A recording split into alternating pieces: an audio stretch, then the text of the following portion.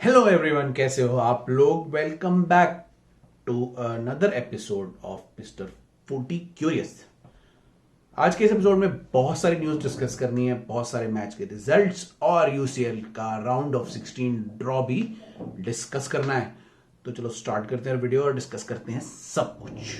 आज के इस वीडियो में बात करते हैं बहुत सारी न्यूज की। 4-5 न्यूज आई हैं, इंपॉर्टेंट न्यूज आई हैं और उसकी हमें बात करनी पड़ेगी। तो ठीक है, टाइम नहीं वेस्ट करते और सबसे पहले बात करते हैं कल ही की बहुत ही शॉकिंग न्यूज जो सब लोग डिस्कस कर रहे हैं, हम भी अपना ओपिनियन देते हैं। वो है लिवरपूल की पोटेंशियल सेल।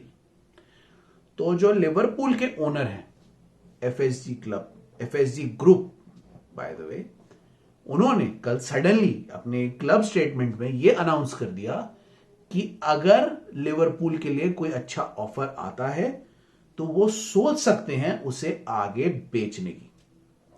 अब ये सबके लिए सडनली शॉकिंग था, क्योंकि मई में अभी उनसे पूछा गया था कि क्या आप लिवरपूल से निकलना चाह रहे हो, क्या उसे बेचना चाह रहे हो, क्या करना चाह रहे हो। तो उन्होंने ये बोला था हम अभी लिवरपूल के ओनर हैं और हम कहीं नहीं जाने वाले, काफी टाइम तक हमने कमिट कर दिया है बेसिकली। लेकिन अभी सडनली उन्होंने स्टेटमेंट में यह दे दिया है, ओपनली नहीं कहा है, ओपनली कोई नहीं कहता, स्टेटमेंट में यह डाल दिया है कि अगर किसी का अच्छा ऑफर आया तो हम उसको आगे ये बेच सकते हैं। तो जैसे ये न्यूज आई, सब लोग पागल हो गए, लिवरपूल के फैंस पागल हो गए, सब लोग सोशल मीडिया पे चले गए और उन लोगों ने देखना शुरू कर दिया कि कौन अब इसका पोटेंशियल ओनर बनेगा।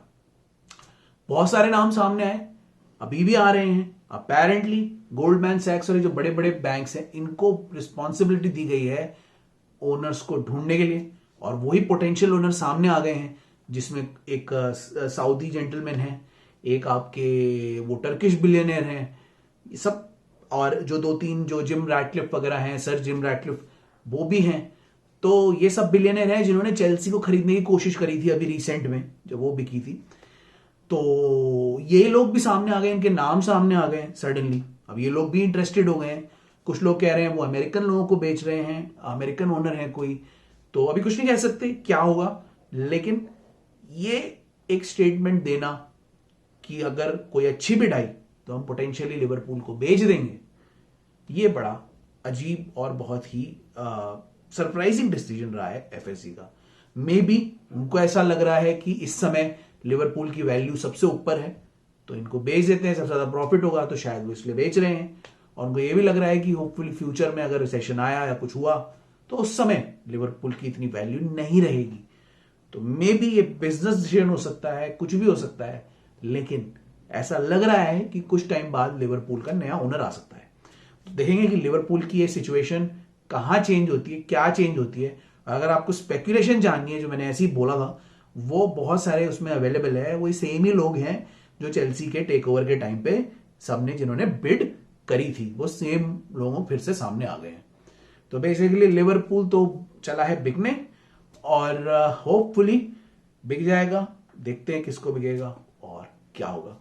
तो ये थी लिवरपूल की न्यूज। अब हम बात करते हैं दूसरी इंपॉर्टेंट न्यूज की, जो है पीके की रिटायरमेंट। जेरार्ड पीके 35 साल के हो गए हैं और अभी वो बार्सिलोना के लिए खेल रहे थे। वो हो गए थे 5th चॉइस प्लेयर, उनको खिलाया जा ही नहीं रहा था, सब लोगों का नंबर उनसे आगे आ रहा था और उनकी टीम में जगह नहीं बन पा रही थी। अब 35 साल की एज में उन्होंने सडनली अनाउंस कर दिया बीच में ही कि भाई अब मैं ले रहा हूं रिटायरमेंट। तो पीके अब बहुत ही इमोशनल फेयरवेल के बाद रिटायर हो गए हैं, और उन्होंने बोला है कि वो बार्सिलोना में ही वापस आएंगे कोई दूसरे रोल के लिए। तो हो सकता है कल को वो डायरेक्टर बन के आ जाए या कोई दूसरे रोल करके आ जाए, लेकिन अभी के लिए वो रिटायर हो गए हैं। बार्सिलोना के लेजेंड रहे हैं, बार्सिलोना में ही खेले हैं, वहीं की एकेडमी से आए हुए हैं प्लेयर हैं, और वहीं पर ही रिटायर हो रहे हैं। ऐसे प्लेयर बहुत कम होते हैं, और अब उन्होंने रिटायरमेंट ले लिया। और द बेस्ट डिफेंडर्स रहे हैं वो अपनी जनरेशन के, स्पेन के इतने सक्सेसफुल प्लेयर्स में से एक रहे हैं, और बार्सिलोना के लिए हमेशा अच्छा खेले हैं जब भी खेले हैं। लेकिन अब क्योंकि एज कैचअप कर चुकी है और बार्सिलोना में और प्लेयर आ चुके हैं, तो उनको खिलाया नहीं जा रहा। उन्होंने सडनली डिसीजन ले लिया कि अभी 1-2 साल और खेल सकते थे, लेकिन उन्होंने तब भी सडनली डिसीजन ले लिया कि अब मुझे नहीं खेलना और बार्सिलोना से बाहर नहीं जाना। तो अब हो सकता है बार्सिलोना के कोई मैनेजर पोजीशन में आ जाए या कुछ और पोजीशन में आ जाए, लेकिन अभी एज अ प्लेयर वो रिटायर हो गए हैं। बहुत ही इमोशनल फेयरवेल रहा, बहुत ही मतलब सैड फेयरवेल रहा उनका। और सब लोगों ने उनके बारे में बोला, उनके टीममेट्स ने, अभी करंट प्लेयर्स ने, जो कितने बड़े लेजेंड रहे हैं बार्सिलोना के लिए, one of the greatest defenders in our times जो हमने देखा है गेम। तो पीके रिटायर हो गए हैं और देखते हैं कि वो आगे कहाँ जाते हैं। All the best for PK, all the best to PK. अब उनको लगा ऐसा उनका टाइम आ ही गया था और उनको निकलना ही था, तो इवेंचुअली रिटायरमेंट ले ली। होपफुली वो बार्सिलोना में ही दिखेंगे किसी दूसरे रोल में, देखते हैं, अपडेट करेंगे आपको जो भी वो डिसीजन लेते हैं। तो ये था गाइस पीके की रिटायरमेंट न्यूज़। और अब हम बात करेंगे तीसरी न्यूज़ की, जो चेल्सी के फैंस के लिए बहुत ही खराब है। तीसरी न्यूज़ है चिलवेल फिर से इंजर्ड हो गए हैं। तो डिनामो जाग्रेब की जो गेम हुआ था अभी रिसेंट में, उसमें चेल्सी थोड़ा डिसेंट खेली, जीत गई वो गेम, लेकिन उसका प्रॉब्लम उनको भुगतना पड़ा। चिलवेल को फिर से इंजरी हो गई। अभी अभी वो इंजरी से आए थे, रिकवर कर रहे थे, फुल फिटनेस में नहीं आए थे, फिर भी थोड़ा थोड़ा करके खेल रहे थे और दोबारा से फॉर्म में आ रहे थे धीरे धीरे, लेकिन फिर उनको इंजरी हो गई। और इतनी बुरी तरीके से इंजरी हुई कि वो अपना पैर भी जमीन पे नहीं रख पा रहे थे। मतलब उनको 2 लोगों को कैरी करके ले जाना पड़ा, उनके पैर को ऊपर रख के एक पांव से लड़खड़ाते हुए वो पिच से बाहर निकले। और समझ में आ गया था उसके बाद कि फिर से लंबी इंजरी हो गई है, क्योंकि जो जब पैर ही जमीन पे रखने में दिक्कत हो रही थी, तो इसका मतलब वो फिर से गए। उनका वर्ल्ड कप भी गया। इंग्लैंड के लिए सबसे बड़ी प्रॉब्लम हो गई है, ये हम वर्ल्ड कप के एपिसोड में डिस्कस करेंगे। अभी वर्ल्ड कप आने वाला है, उसके एपिसोड में डिस्कस करेंगे कि इंग्लैंड के साथ क्या प्रॉब्लम हो गई है। चेल्सी के सेकेंड हाफ में तो वो तब तक तो वापस आ जाएंगे, कह रहे हैं 3 महीने के लिए इंजर्ड है, लेकिन अभी वर्ल्ड कप आ रहा है और इंग्लैंड का रीस जेम्स भी इंजर्ड हो गए हैं जो चेल्सी के प्लेयर हैं, और अब चिलवेल भी इंजर्ड हो गए हैं। तो इंग्लैंड के लिए हो गई है बहुत बड़ी प्रॉब्लम। ये हम करेंगे बाद में डिस्कस। लेकिन अभी के लिए, फिलहाल के लिए ये सुनने में आ रहा है कि वो 3 महीने के लिए फिर से बाहर हो गए। तो 3 महीने में वर्ल्ड कप तो खत्म हो जाएगा, वर्ल्ड कप उनका गया। तो रीस जेम्स के साथ साथ वो का भी वर्ल्ड कप हो गया बर्बाद।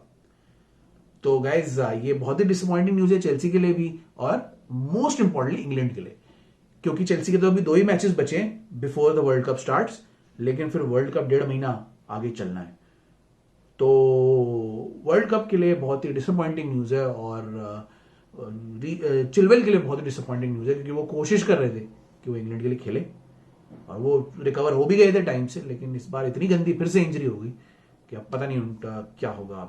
और अब वर्ल्ड कप के आगे भी देखते हैं वो कैसे रिकवर करेंगे। तो चिलवेल इंजर्ड हो गए गाइस, चेल्सी और इंग्लैंड के लिए बिल्कुल बेकार न्यूज है ये। और होपफुली वो देखते हैं कि 3-4 महीने में कब रिकवर कर पाते हैं। आई थिंक हैमस्ट्रिंग इंजरी है, इसीलिए टाइम लगेगा, और कितना रिकवर होंगे वो भी देखते हैं। तो ये थी गाइस चिलवेल की बात। अब हम बात करते हैं 2 टीम्स की। पहली न्यूकासल। अभी जो न्यूकासल की टीम है ये सडनली बहुत ही अच्छा खेल रही है, और इनका गेम्स मैं देख रहा था, मैं बहुत ही इंप्रेस हो गया इनके गेम देख के। टीम में कोई भी ग्लोबल सुपरस्टार नहीं है, और दो उन्होंने प्लेयर्स खरीदे थे, और उनका जो मेन स्ट्राइकर है जो उन्होंने खरीदा था वो अभी इंजर्ड है, लेकिन उसके बावजूद एडी हाउ ने इस टीम को ऐसे सेट किया है कि ये टीम 3rd पोजीशन पे है विदाउट एनी स्टार प्लेयर्स। जीतती जा रही है, डोमिनेट करती हुई जा रही है, हर टीम के साथ बहुत अच्छा खेल रही है, अच्छा प्रेस कर रही है। ये जो उनके प्लेयर है ब्रूनो और एल्मिरॉन, ब्रूनो गुइमारेश और एल्मिरॉन, ये दोनों धीरे धीरे अच्छे प्लेयर बनते जा रहे हैं, सुपरस्टार बनते जा रहे हैं। एंड एल्मिरॉन स्पेशली, जो बिल्कुल ही घटिया खेल रहे थे, बहुत ही बेकार खेल रहे थे कुछ टाइम पहले तक, अभी सडनली वो ऐसा लग रहा है कि वो वर्ल्ड क्लास प्लेयर बन गए हैं। हर मैच में जो मेन प्लेयर है, एमवीपी, जो मैन ऑफ द मैच है, वो एल्मिरॉन को ही मिल रहा है, और ब्रूनो को भी बहुत ही बढ़िया परफॉर्मेंस से बार बार मैन ऑफ द मैच मिल रहा है। ये दोनों प्लेयर बहुत ही अच्छा खेल रहे हैं, इनफैक्ट पूरी टीम अच्छा खेल रही है। और एडी हाउ को ये प्रेज देना पड़ेगा कि कोई भी सुपरस्टार प्लेयर नहीं है, लेकिन एज ए टीम वो इतना अच्छा परफॉर्म कर रहे हैं कि वो 3rd पोजीशन पे आ गए और रियली चैलेंज करने लग गए हैं। और आगे चल के अगर उन्होंने अपना टॉप 4 मेंटेन किया और वो चैंपियंस लीग में आ गए, तो नेक्स्ट ईयर वो पैसा खर्च कर सकते हैं और भी ज्यादा। उनके पास उनका ओनर्स ऑलरेडी बहुत रिच है, नए ओनर्स, और वो आगे अपनी टीम में सुपरस्टार्स को भी ला सकते हैं। तो न्यू कासल एक सरप्राइज टीम रही है अभी तक और बहुत ही अच्छा खेल रही है एज ए टीम, और एडी हाउ को हमें प्रेज करना पड़ेगा। इतना अच्छा उन्होंने न्यू कासल को बना दिया है फ्रॉम अ टीम जो बुरी तरीके से हार रही थी, पिछले साल रेलीगेट होते होते रह गई, उस टीम को लेके विदाउट एनी सुपरस्टार को लेके उन्होंने इतना अच्छा उस टीम को कर दिया है कि वो 3rd नंबर पे आ गई, जिसकी किसी को उम्मीद नहीं थी। सब सोच रहे थे 6-7 पे रहेगी। तो I am happy for new castle, और उनका जो ये प्रोग्रेस हुआ है इतना अच्छा, और इस पे वो आगे बिल्ड कर सकते हैं। तो very good, all congratulation to Newcastle. देखते हैं वो आगे क्या परफॉर्म करते हैं। अभी 2 मैच बचे, let's see before the world cup कैसा परफॉर्म करते हैं। But brilliant, I must say, उनका गेम, उनकी प्रेसिंग, उनकी पासिंग, उनकी पेस एक्सीलेंट, मजा आ गया उनके मैच देख के, उनकी हाईलाइट देख के। तो न्यू कासल हमारा रेवलेशन था। दूसरा ऑफ कोर्स हम तारीफ करेंगे मैन सिटी की, ये है हमारी नेक्स्ट न्यूज। मैन सिटी भाई साहब क्या खेल रही है, जबरदस्त खेलती है, हमेशा जीतने की कोशिश करती है। और अगर आपने देखा हो लास्ट मोमेंट में उन्होंने कैसे गोल करके फुलम से जीता, तो वो देखने लायक है। आप जानते ही हो क्या हुआ था, उनको रेड कार्ड मिल गया, उन्होंने गोल किया था, लेकिन एंड तक फुलम खींच के ले गई और 1-1 कर दिया उन्होंने, और खींच के ले गई उनको लास्ट तक। वो मतलब ऐसा लग रहा था गेम ड्रॉ हो जाएगा, फिर हालैंड ने एक हेडर से गोल मारा, फिर उसको ऑफ साइड डिक्लेयर कर दिया, जो कि मेरे हिसाब से नहीं होना चाहिए था। और उसके बाद केविन डी ब्रुयने की जो पेनल्टी मिली, वो लास्ट मिनट पे जबरदस्त पेनल्टी मिली। आप पेप गार्डियोला का रिएक्शन देखो, उनको मिली पेनल्टी और वो हालैंड ने ही पेनल्टी स्कोर करके वो गेम जिता दिया मैन सिटी को। और मैन सिटी के बारे में तारीफ करना मतलब कम है। वो जैसे खेलते हैं, वो जो टीम बनी है, वो जो स्ट्रक्चर बना है, और ऊपर से पेप गार्डियोला का जो स्टाइल है, वो मान गए मैनचेस्टर सिटी को। क्या जबरदस्त टीम है वो, और हर बार ऐसे करके जीतती है। और ऑल्दो आर्सेनल बहुत अच्छा कर रही है इस बार और वो टॉप पे है, लेकिन कहीं ना कहीं ऐसी टीम के ऐसे परफॉर्मेंस को देख के लगता है यार ये टीम ही जीतेगी इन द एंड लीग। तो ये मैचेस होते हैं, ये परफॉर्मेंस होती है जो आपको लीग जिताती है, और फिर से मैन सिटी ने ऐसी परफॉर्मेंस दे दी है। जबरदस्त game, man city moves on, Holland moves on, excellent excellent team. तो ये थी मैन सिटी की बात और थोड़ी न्यूज की बात। तो ये इंपॉर्टेंट न्यूज थी जो अभी आई, और अब हम इसके बाद बात करते हैं कुछ मैचेस की जो इस वीक हुए। तो सीएल में और यूसीएल में जो मैचेस हुए हम उनकी बात करते हैं। तो पहले मैच की हम बात करेंगे, वो है लिवरपूल टॉटनहम। मैच बहुत ही एक्साइटिंग मैचेस में से था इस वीक के, और जबरदस्त गेम हुआ टिल दी एंड। पहले लिवरपूल की बात कर लेते हैं। लिवरपूल अभी भी इतना अच्छा नहीं खेल रही है, और वो आपको दिखा लास्ट के 30 मिनट्स में, जब टॉटनहम ने मैच जीतने के लिए अटैक पे अटैक पे अटैक करना शुरू किया। टॉटनहम को ये मैच ज्यादा जीतने की हो रही थी, और वो चाहते थे कि एटलीस्ट मैच ड्रॉ हो जाए या वो जीते, लेकिन इन दी एंड किसी तरीके से लिवरपूल ने रोक लिया और ये मैच 2-1 से जीत लिया। लिवरपूल ने बहुत ही खराब खेला इस मैच में, जबकि 2 गोल अच्छे मारे उन्होंने, लेकिन पूरे मैच बहुत ही बेकार खेला और किसी तरीके से वो जीत गए। अब मुझे नहीं पता इससे उनका मोराल बूस्ट होगा या क्या होगा, लेकिन गेम प्ले बहुत ही बेकार था। सेकंड हाफ में तो ऐसा लग रहा था कि टॉटनहम कभी भी गोल कर सकती है, और वो बहुत ही अनफॉर्चुनेट थी कि वो गोल नहीं कर पाई। बहुत ही ज्यादा अनफॉर्चुनेट थी कि वो गोल नहीं कर पाई, क्योंकि उन्होंने इतनी बार अटैक किया, और लिवरपूल 24 घंटे लास्ट के 30 मिनट्स में सारा टाइम बस डिफेंड ही करता रहा। उन्होंने लिटरली कुछ नहीं किया। उनकी मिडफील्ड वीक थी, उनका अटैक को कोई चांस ही नहीं मिला, और उनका डिफेंड बस डिफेंड ही करता रहा। डिफेंडर्स उनकी जो है डिफेंड ही करते रहे, और उसी में ही लगे रहे पूरा टाइम। अनलकीली टॉटनहम गोल नहीं कर पाई, ड्रॉ भी नहीं कर पाई, और लिवरपूल वो मैच किसी तरीके से जीत गई। लिवरपूल के फैंस बिल्कुल भी कन्विंस नहीं थे, मैं भी कन्विंस नहीं था, मैंने भी देखा मैच, बिल्कुल ही अच्छी परफॉर्मेंस नहीं दी लिवरपूल से। अभी पता नहीं क्या हो रहा है उस मैच में, जेल नहीं हो पा रहे हैं वो लोग, क्या हो रहा है, लेकिन बिल्कुल अच्छी परफॉर्मेंस नहीं कर रहे हैं वो। It was not a good performance, and I have to say कि वो किसी तरीके से जीत गए, बहुत ही लक्की था उनके। और टॉटनहम ने लास्ट के 30 मिनट्स में बहुत ही अच्छा खेला। आई डोंट नो क्या होता है, टॉटनहम पहले हाफ में कुछ नहीं करती, बिल्कुल ही बेकार खेलती है, और सडनली सेकेंड हाफ में वो जाग जाते हैं और अच्छा मैच देने लगते हैं। तो सेकेंड हाफ में जाग गए और बहुत ही अच्छा अटैक करने लग गए सडनली। लेकिन चलो वो गोल नहीं कर पाए, उनका वो था, लेकिन अगर वो शुरू से ऐसा खेलते, आई थिंक टॉटनहम के से बहुत अच्छे चांस था एक बहुत ही वीकेंड लिवरपूल टीम को हराने का। तो bad game for Liverpool but they one, and good last 30 minutes for Tottenham but they lost. तो ऐसा होता है फुटबॉल में। एंटोनियो कॉन्टे अभी थोड़ा टेंशन में होंगे कि क्या करूं मैं, क्या करूं। देखते हैं जनवरी विंडो में किसको लेके आते हैं, क्या करते हैं, let's see. He can add some more depth, some more quality to this Tottenham team so that they remain in the top 4 fight. तो ये था मैच टॉटनहम और लिवरपूल का, जो बहुत ही इंटरेस्टिंग था, बहुत ही एक्साइटिंग था, स्पेशली फॉर टॉटनहम फैंस। और हम अगले मैच की बात करते हैं जो कि बहुत ही एक्साइटिंग था फॉर आर्सेनल फैंस। यहां आर्सेनल वर्सेस चेल्सी हुआ, लंदन डार्बी। और जैसा कि कुछ पिछले मैचेस में होता आ रहा है, आर्सेनल फिर से ये जीत गया। अब आर्सेनल की स्कोर लाइन थी 1-0, लेकिन आर्सेनल इसको 3 या 4 गोल से जीत सकता था। आर्सेनल के पास बहुत चांसेस थे मैच में, उन्होंने बहुत अच्छा डोमिनेट किया, और चेल्सी ने कोई फाइट नहीं दिखाई। This was one of the most pathetic, या कहते हैं पथेटिक नहीं कहूंगा, poor performances by Chelsea squad जो मैंने देखी है। चेल्सी वॉज नॉट गुड, उनका कुछ नहीं समझ में आ रहा था वो क्या कर रहे हैं और कैसे वो अटैक कर रहे हैं। और most of the players except for I think Thiago Silva और एट सम पॉइंट ये आपके जॉर्जिनो, इन दोनों के अलावा और किसी ने भी कुछ भी परफॉर्मेंस नहीं दिया। बिल्कुल ही बेकार मैच रहा, कोई अटैकिंग फ्लेयर कुछ नहीं था, और चेल्सी के प्लेयर्स कंप्लीटली लॉस्ट लग रहे थे। ग्राहम पॉटर कंप्लीटली लॉस्ट लग रहे थे कि मैं करूं क्या, और इसी वजह से चेल्सी मैच हार गया। 1-0 जो था, जो हारा है वो बहुत ही अच्छा स्कोर नहीं था आर्सेनल के लिए, बिकॉज आर्सेनल 3-4 गोल कर सकता था और वो स्कोर लाइन और खराब लगती।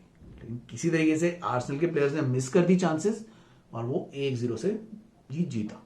लेकिन आर्टेटा खुश नजर आ रहे थे, उन्होंने कंप्लीटली डोमिनेट किया। जबकि एक बात मैंने नोटिस करी थी मैच में कि आर्सेनल ने कई बार उन्होंने भी अच्छा नहीं खेला बीच में मैच, और उन्होंने भी धीरे धीरे ही खेल रहे थे, लेकिन क्योंकि चेल्सी इतनी गंदी परफॉर्मेंस दे रही थी कि आर्सेनल को ज्यादा मेहनत करने की जरूरत भी नहीं पड़ी। तो in the end it was a really poor result for Chelsea and a fantastic result for Arsenal, जो कि अभी भी टॉप ऑफ द लीग है। अभी क्या होगा पता नहीं। Man City is still my favourite team to win, Man City ही मेरी फेवरेट है, वही जीतेगी क्या इन दी एंड देखना। लेकिन आर्सेनल अभी भी टॉप पे है और आर्सेनल बहुत ही अच्छा खेल रही है। मतलब they are performing, this is one of the best Arsenal performances we have seen in a long time. अच्छे प्लेयर है, लेकिन डेप्थ की थोड़ी कमी है आर्सेनल में, लेकिन overall they are well coached, well managed by Arteta. तो kudos to Arsenal and bad luck to Chelsea. अब देखते हैं वो कैसे बाउंस बैक करेगी, बिकॉज वर्ल्ड कप से पहले चेल्सी के गेम्स हैं अभी, मतलब मैन सिटी कप गेम है, और नेक्स्ट फाइनल जो गेम है ईपीएल का वो है न्यूकासल, और ये दोनों ही टीम फॉर्म में है। अब चेल्सी को कुछ ना कुछ तो करना पड़ेगा, अदरवाइज वो ये दोनों गेम भी बुरी तरीके से हार जाएगी। सो लेट्स होप कि चेल्सी अच्छा करती है और अगले गेम में ज्यादा अच्छा मैच हमें देखने को मिलता है। तो this was Chelsea versus this thing, और इसके बाद चेल्सी, दोस्तों this was Chelsea versus Arsenal review. और अब हम बात कर लेते हैं थोड़ा सा, वो था यूनाइटेड वर्सेस एस्टन विला। अगर मैं आपको ये 2 वर्ड्स बोलूंगा तो हो सकता है आपको पता लग गया, या आप फुटबॉल फैन हो तो आपको पता ही होगा कि कौन प्रीमियर लीग में वापस आ गया है। अभी रिसेंटली एस्टन विला ने स्टीवन जेरार्ड को फायर कर दिया था एज कोच। आपको पता ही है उसकी कौन वापस आया है। जी हाँ, वो आए हैं मिस्टर गुड इवनिंग, यानी Unai Emery. Unai Emery suddenly दोबारा से एस्टन विला में वापस आ गए हैं as a coach, as a manager.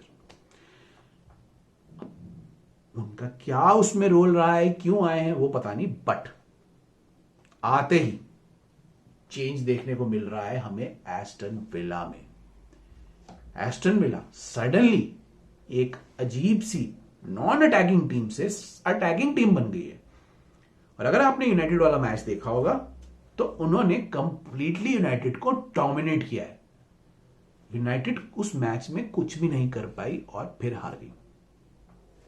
अब जैसे चेल्सी अभी रीबिल्ड में है, मुझे पता है यूनाइटेड भी अभी रीबिल्ड में है, मैनेजर को टाइम लगेगा बिल्ड करने में, लेकिन समटाइम्स जो प्ले होता है, स्लगिश प्ले होता है, जो यूनाइटेड कर रही है, जो चेल्सी भी कर रही है, उसको देख के ऐसा लगता है कि इन दोनों टीम में स्पेशली अभी बहुत इन्वेस्टमेंट की और अच्छे हंग्री प्लेयर्स की जरूरत है। यूनाइटेड में भी ऐसे बहुत सारे मुझे ऐसे प्लेयर लगते हैं जो ऐसा लगता है हंग्री है ही नहीं, लाइक रैशफोर्ड। चलो अभी उनका अभी जो उनके साइनिंग्स है वो इंजर्ड है अभी, तो उनके लिए हम बात नहीं करेंगे। जैसे उनका एंथनी इंजर्ड है अभी, और एंटनी इंजर्ड है, और अभी उनका डिफेंडर जो है वरान, वो भी इंजर्ड है, उनकी बात नहीं करेंगे। लेकिन बाकी के लोगों में ऐसा लगता ही नहीं है कि वो मैच जीतने आए हैं। इतनी सब स्टैंडर्ड परफॉर्मेंसेस मैं देख रहा हूं specially from United and Chelsea कि आई डोंट नो ये क्लब्स क्यों इतना अग्रेसिव नहीं खेल रहे हैं। अब इनका दोनों के पास अग्रेसिव मैनेजर्स हैं जो अच्छा खेलना चाहते हैं, अट्रैक्टिव फुटबॉल खेलना चाहते हैं, अपनी फिलॉसफी बिल्ड करना चाहते हैं। और मुझे पता है इसमें टाइम लगेगा, बट अभी ऐसा लगता है इनको देख के कि ना ये प्लेयर्स मोटिवेटेड हैं, ना ये प्लेयर्स लेवल के हैं इन टीम्स में, ना ये प्लेयर्स अच्छा खेल सकते हैं। तो आई थिंक टाइम लगेगा यूनाइटेड और चेल्सी ऐसी टीम्स को बिल्ड करने में, और अगले 2-3 विंडोज में ये लोग अपने टाइप के कुछ प्लेयर्स लेके आएंगे फ्रॉम अकेडमी या फिर कहीं बाहर से, जो एक फिलॉसफी बिल्ड करके अच्छा खेलेंगे। But till while teams like Chelsea and United are really bad to watch in some matches. जहां पे उनका स्टार्टिंग में गेम अच्छा नहीं होता, आपको पता लग जाता है कि गेम बहुत बेकार जा रहा है। तो इस गेम में स्टार्टिंग से ही उन्होंने इतना बेकार खेलना शुरू किया कि वो मोमेंटम आगे बढ़ा ही नहीं, और वो उन्होंने गेम इवेंचुअली एस्टन विला से वो हार गए। तो bad game for United, bad game for Ten Hag, लेकिन thumbs up for mister good evening, mister Unai Emery. उनकी क्या रिटर्न हुई है जबरदस्त पीएल में, और होपफुली जब वो फ्यूचर में अपनी प्रीवियस टीम आर्सेनल के साथ खेलेंगे तब आएगा मजा देखने में उस बैटल को। तो guys, successful return for mister Unai Emery and brilliant performance by Villa, attacking जबरदस्त performance by Villa, and hopefully now they can recover their season and get into top 10 as they are expected to be। तो ये था guys United versus villa, ये थे कुछ matches इनके बारे में मैंने आपको बताया। अब हम बात करते हैं गाइस अभी रिसेंट में राउंड ऑफ 16 जो ड्रॉ हुआ है उसके कुछ इंटरेस्टिंग और टेस्टी मैचेस के बारे में। तो गाइस पहले मैच की हम बात करेंगे इसमें, वो है लाइप्जिग वर्सेस मैन सिटी। ना लाइप्जिग और मैन सिटी, इसमें मैन सिटी फेवरेट है, ऑफ कोर्स फेवरेट है।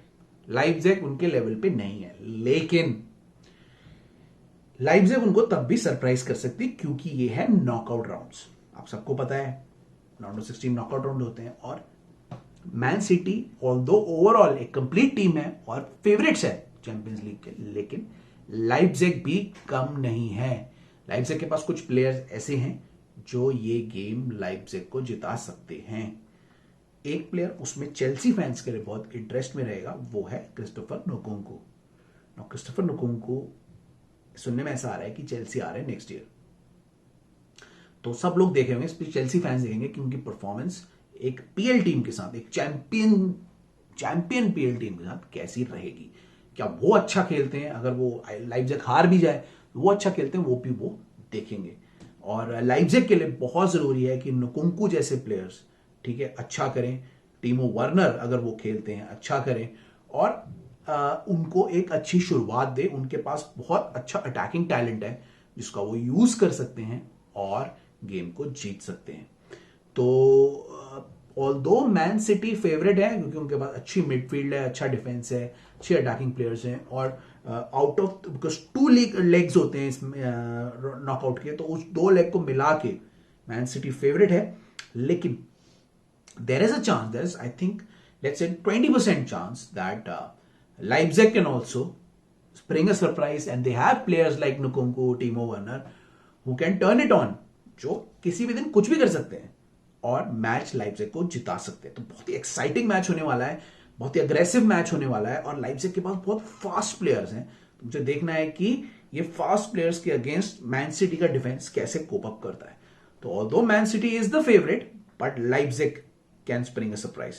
So let's watch. We will watch this match. It will be a fantastic match और मजा आएगा इस मैच के दोनों लेग्स देखने में। तो ये था गाइस थोड़ा सा लाइप्जिग और मैन सिटी की बात। अब हम बात करते हैं एक और बहुत ही एक्साइटिंग और टेस्टी इनकाउंटर जो है लिवरपूल वर्सेस रियल मैड्रिड। जी हाँ, लिवरपूल और रियल मैड्रिड। पिछले साल अगर हम बात करते तो ये फाइनल था और रियल मैड्रिड जीत गई थी वो फाइनल। लिवरपूल तब से नीचे चली गई है, डाउन हो गई है, परफॉर्मेंस में डाउन हो गई है, मोराल में डाउन हो गई है। अब उनका क्लब भी सेल हो सकता है पोटेंशियली, तो उनका पूरा मोराल भी डाउन हो चुका है। ऑल्दो वो बिग बिग में मैच जीत रही है और सीएल में अच्छा कर रही है, लेकिन ओवरऑल उनका मोराल और उनकी परफॉर्मेंस डाउन हो चुकी है। और उनका सबसे मेन कारण यही था कि वो सीएल में रियल मैड्रिड से हार गए थे फाइनल। अब रियल मैड्रिड इस समय बहुत ही अच्छा खेल रही है, ला लीगा में भी और चैंपियंस लीग में भी बहुत अच्छी फॉर्म में है और पोटेंशियल रखती है ये मैच जीतने का। लेकिन रिसेंटली लिवरपूल सीएल में अच्छा खेली है, उन्होंने इन फॉर्म नापोली को अभी अभी हराया है, तो कुछ कह नहीं सकते। ऑल्दो अगेन ये मैच में रियल मैड्रिड फेवरेट है क्योंकि बस प्लेयर्स है जो फॉर्म में है, विनीशियस, बेंजेमा, ये लोग टर्न इट ऑन कर सकते हैं, जो उनके पास एक्सपीरियंस है मिडफील्ड में। क्रूज है तुम्हारा, ये तुम्हारा मॉड्रिच है, सब है उनके पास। चुआमेनी है डिफेंस में, एल्बा है, रूडिगर है, बहुत सारे प्लेयर हैं। तो ऑल्दो रियल मैड्रिड फेवरेट है इस लेग में, लेकिन लिवरपूल भी खराब टीम नहीं है और उनके पास है यर्गन क्लॉप जिनको सीएल में खेलना आता है या खिलवाना आता है। तो मैक्सिमम चांस रियल मैड्रिड का है जीतने का, लेकिन लिवरपूल भी जीत सकते हैं। लिवरपूल के पास भी अच्छा अटैकिंग टैलेंट है और उनके जब तक ये मैच होगा तब तक उनके प्लेयर्स भी वापस आ जाएंगे और वो भी ये मैच जीतने का पोटेंशियल रखते हैं। तो गाइस वैसे तो रियल मैड्रिड को मैं दूंगा 70 नहीं 65% चांस ये गेम जीतने का, लेकिन लिवरपूल को भी मैं कम से कम 35% का चांस तो दूंगा जीतने का। तो जैसे मैंने मैन सिटी को 80% चांस दिया था, यहां पे थोड़ा और इवन है क्योंकि लिवरपूल 2 मैचेस में अच्छा परफॉर्म करके 2 मैचेस में अच्छा खेल के रियल मैड्रिड को बाहर कर सकती है। इन नॉकआउट टूर्नामेंट में कुछ भी हो सकता है, नॉकआउट में कुछ भी हो सकता है। तो overall real Madrid is a favourite in this leg, लेकिन लिवरपूल भी जीत सकती है। लिवरपूल की सबसे बड़ी प्रॉब्लम होगी उनकी मिडफील्ड, क्योंकि रियल की क्वालिटी, ऑल्दो रियल की मिडफील्ड अब बुटी हो गई है, लेकिन उनके पास स्टिल बहुत अच्छे प्लेयर हैं पूरा डोमिनेट करने के लिए। लिवरपूल के पास अभी मिडफील्ड में इतने अच्छे प्लेयर्स नहीं है और वो अच्छा नहीं खेल रहे। Let's see what happens in this match. और लिवरपूल सिर्फ बीच में मिडफील्ड की वजह से ये मैच हार सकती है। अटैकिंग और डिफेंस उनका मैनेज हो जाता है, मिडफील्ड पुअर है, इसीलिए I think I will give my benefit of the doubt और my prediction, I will bet on Real Madrid to win this leg. तो ये था गाइस रियल मैड्रिड और लिवरपूल का छोटा सा रिव्यू। बताए थे आपको अगले गेम का, जो कि है चेल्सी वर्सेस डॉर्टमंड। तो चेल्सी को भी बहुत ही एक एक्साइटिंग टीम मिली है जो अनप्रिडिक्टेबल है। डॉर्टमंड जब अच्छा खेलती है तो बहुत ही अच्छा खेलती है, उनके पास फास्ट यंग स्क्वाड है, ऐसे प्लेयर है जो गेम चेंज कर सकते हैं। रॉयस है, बेलिंगम है, जो कि गेम को बिल्कुल पलट सकते हैं, जिनमें सुपर टैलेंट है और सुपर एक्साइटिंग गेम प्ले का पोटेंशियल है। या फिर कभी कभी वो बिल्कुल ही बेकार खेलती है और वो कुछ अच्छा नहीं कर पाती। तो बहुत ही अनप्रिडिक्टेबल टीम है, चेल्सी के साथ खेल रही है। और दो चेल्सी सीएल में अच्छा नहीं, और दो चेल्सी प्रीमियर लीग में अच्छा नहीं कर रहा, लेकिन सीएल में चेल्सी अच्छा कर रहा है। तो सीएल में बहुत ही इवन मुकाबला रहेगा। देखते हैं कौन सी डॉर्टमेंट टीम आती है निकल के। अगर डॉर्टमेंट अपने अच्छे अवतार में आई तो मैच बहुत क्लोज होंगे, लीग ये जो लेग होगा बहुत ही क्लोज होगा। और अगर वो पुअर अवतार में आई डॉर्टमेंट, तो चेल्सी को मैं फेवरेट बोलूंगा। ऑल्दो चेल्सी अच्छा नहीं खेल रही है, बट चेल्सी का ऐसे प्लेयर हैं जो मैच को टाइट मोमेंट्स में जिता सकते हैं। और क्योंकि ये नॉकआउट टूर्नामेंट होता है, इसलिए मैं चेल्सी को थोड़ा फेवरेट मानता हूं इसमें। लेकिन अगर अच्छी डॉर्टमेंट सामने आ गई तो गेम बराबर का हो सकता है और 50-50 चांस हो सकता है। तो अगर जूड बेलिंगम फॉर्म में हुए, रॉयस फॉर्म में हुए और डॉर्टमेंट फॉर्म में हुई, तो I think Dortmund can give a good fight to Chelsea, और मैं तब उसको 50-50 रखूंगा। नहीं, अगर डॉर्टमेंट का पहला लेग पुअर गया और उनके प्लेयर्स अच्छा नहीं परफॉर्म किए, तो ओवरऑल मैं चेल्सी को इस लेग का विनर अपनी तरफ से बता देता हूं, अपनी तरफ से गेस कर देता हूं। तो मेरे हिसाब से ओवरऑल चेल्सी ही ये लेग जीतेगी। उनके पास इनफ टैलेंट है अबाव टॉप में, मिडफील्ड में और डिफेंडिंग में। लेकिन बोरुसिया डॉर्टमुंड बहुत ही अनप्रेडिक्टेबल टीम है, उनके पास बहुत ही फास्ट यंग प्लेयर्स हैं। तो कुछ भी हो सकता है इस गेम में। वो अच्छी परफॉर्मेंस करके आ सकते हैं, सडनली 2 मैचेस में टर्न ऑन कर सकते हैं अपनी परफॉर्मेंस और चेल्सी को अच्छी फाइट दे सकते हैं। Overall Chelsea will win, but being an unpredictable side, Dortmund also bring a surprise. तो ये तीसरा मैच बहुत ही इंटरेस्टिंग था, बहुत ही इंटरेस्टिंग होगा। और लेट्स होप ये बहुत ही मजा आया इस मैच को देखने में। इसको भी हम देखेंगे और आपको इसका रिव्यू देंगे बाद में। And finally not talk about the fourth match, जो कि बहुत ही इंटरेस्टिंग होने वाला है। वो है पीएसजी वर्सेस बायर्न। ना पीएसजी बायर्न का अभी रिसेंट में बहुत मैचेस हुए हैं जिसमें बायर्न ने कंप्लीटली डोमिनेट किया, लेकिन क्योंकि ये नॉकआउट है तो कुछ भी हो सकता है। दोनों के पास जबरदस्त प्लेयर हैं, जबरदस्त अटैकिंग टैलेंट है। पीएसजी के टैलेंट को आप सभी जानते हो, एम्बापे है, नेमार है, मेसी है। और बायर्न में भी बहुत ही जबरदस्त प्लेयर है। पता नहीं चोपो मोटिंग कहां से फॉर्म में आ गए हैं। और नाब्री है, बहुत अच्छे अच्छे हैं। मूसियाला है, और बहुत ही बढ़िया बढ़िया प्लेयर्स हैं उनके पास भी, जो बहुत ही अच्छा खेल सकते हैं और पीएसजी को हरा सकते हैं। पीएसजी यूजुअली फेवरेट्स भी रहे हैं, लेकिन चोकर्स भी रहे हैं इस टूर्नामेंट में। तो कह नहीं सकते इस टूर्नामेंट में क्या होगा, इस लीग में क्या होगा। बहुत ही अनप्रिडिक्टेबल गेम होगा। Although Bayern has a better team balance, Bayern का टीम बैलेंस बेटर है, उनके कोच बेटर हैं, अटैकिंग कोच हैं और अटैकिंग फुटबॉल खेलने वाले कोच हैं। मेरे हिसाब से बायर्न को ये लेग जीतना चाहिए, लेकिन पीएसजी के पास भी सुपरस्टार प्लेयर्स हैं जो मैच टर्न कर सकते हैं on the head, specially Messi, जो अभी रिसेंट में बहुत अच्छी फॉर्म में है और बहुत ही अच्छा खेलने लग गए हैं। तो you don't know what will happen. Overall I will give Bayern the edge, क्योंकि बायर्न का गनाब्री वगैरह सब अच्छी फॉर्म में है। लेकिन पीएसजी के पास भी सुपरस्टार प्लेयर है जो कभी भी कुछ भी कर सकते हैं। नेमार के बारे में आप सब जानते हो, एम्बापे के बारे में सब जानते हो, और मेसी के बारे में भी आप सब जानते हो। तो although my prediction is Bayern, लेकिन पीएसजी भी due to its star players, due to its attackers, कुछ भी कर सकती है। बहुत ही अनप्रिडिक्टेबल, बहुत ही खतरनाक ये मैच होने वाला है। और बहुत ही सबसे इंटरेस्टिंग मैच यही, सबसे इंटरेस्टिंग मैच नहीं, सबसे इंटरेस्टिंग लेग यही होने वाला है सीएल का। तो देखते हैं गाइस क्या होगा राउंड ऑफ 16 में। दूसरे गेम्स का अभी मैं डिस्कशन नहीं कर रहा हूं, बिकॉज दूसरे गेम्स इतने एक्साइटिंग नहीं लग रहे मेरे को। लेकिन देखेंगे तो हम सभी, और जब हम इसका रिव्यू करेंगे तो सारे ही गेम्स का राउंड ऑफ 16 के हम आपके लिए रिव्यू लेके आएंगे।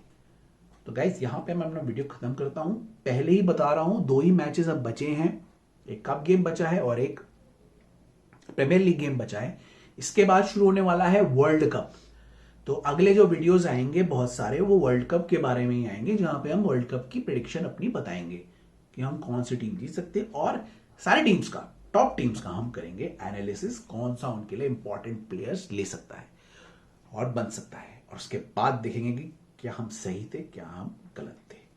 तो गाइज मिलते हैं तब तक अगले एपिसोड में। तब तक आप देखना ना भूलो, प्लीज लाइक सब्सक्राइब कर दो गाइज, चैनल पे भी और हमारे वीडियोस पे भी। हम आपके लिए ऐसे ही और वीडियोस लेके आएंगे, और आपके लिए फ्यूचर में कुछ कोलैब्स भी लेके आएंगे फुटबॉल में।